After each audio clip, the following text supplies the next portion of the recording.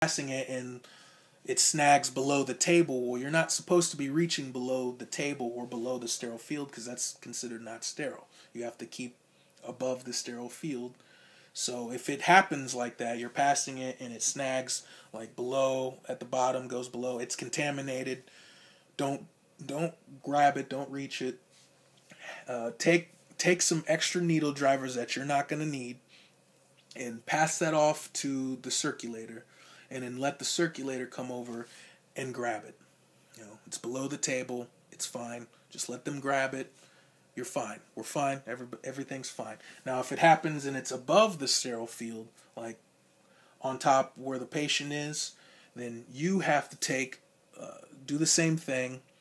Find some needle drivers that you're not going to need or not going to use, and then grab it, take it off, and then throw the needle and the drivers, throw that off the table. And then take a sterile towel or something and then cover the area where it caught. And you clamp it down. Make sure that the field stays sterile.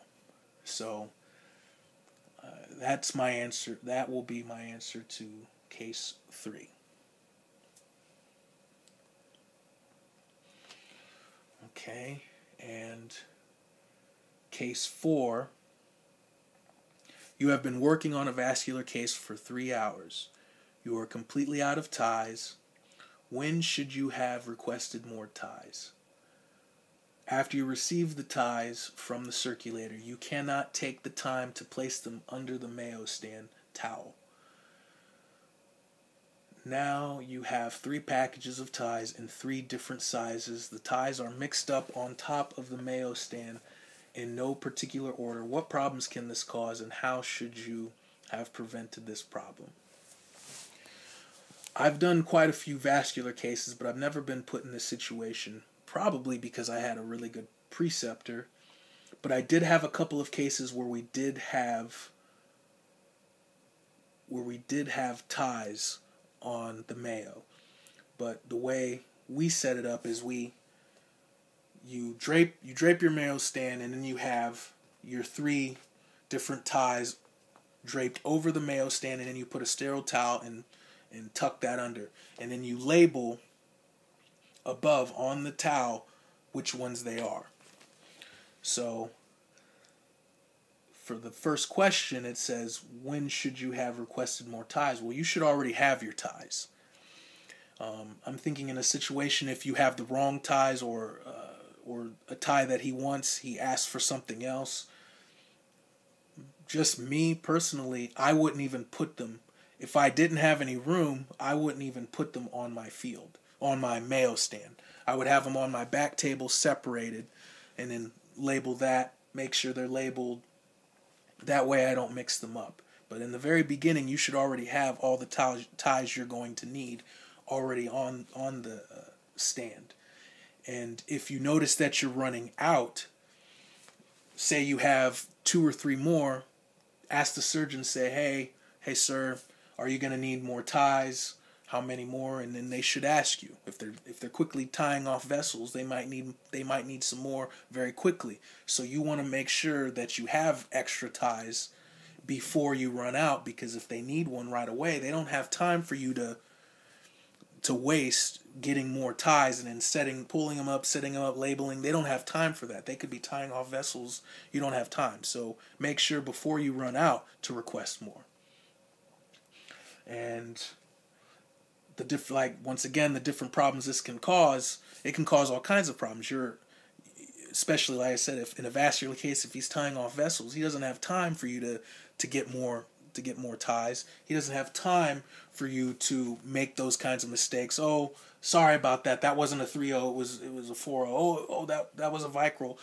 Now you have problems, and if you don't notice, you can make more medical errors and not notice them in time, and now you have a serious problem because he might have used the wrong suture to do whatever he was doing.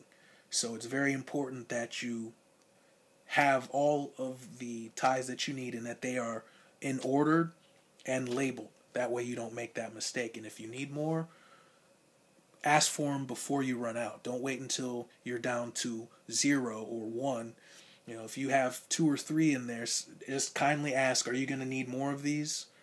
You know, or how many more do you think you're going to need? It's as simple as that. Okay. And the last question is case 5. At the close of the case, the surgeon's assistant leaves to attend to another patient. The surgeon asks you to cut sutures for him. When you cut the first suture, you slice through the knot and the suture comes out. What is the next step?